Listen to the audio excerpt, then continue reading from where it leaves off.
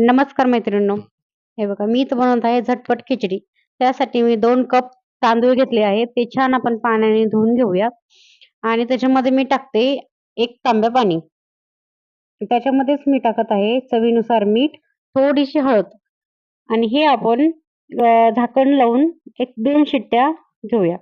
हे बघा आता 2 शिट्ट्या झाल्यात तर तुम्ही बघू शकता भात किती मोकळा झालेला आहे आपला.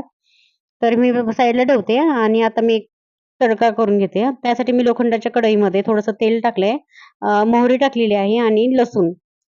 लसूण छान आपल्याला ब्राऊन होईपर्यंत परतवायचा आहे. त्यामध्ये मी टाकते लाल चटणी आणि गॅस बंद करून हे आपल्याला लगेच गरमागरम सर्व्ह करायचं आहे. तर मी इथे भात टाकलेला आहे आणि ह्याच्यामध्ये तडका टाकलाय. तर अहो कांदा कापून द्यावा मला एवढा फोडून. तर ह्यांनी बघा कांदा पण फोडलेला आहे. तर आपण मस्तपैकी आता एक घास घेऊया. किती छान दिसायला दिसते, अप्रतिम चव लागते. तुम्ही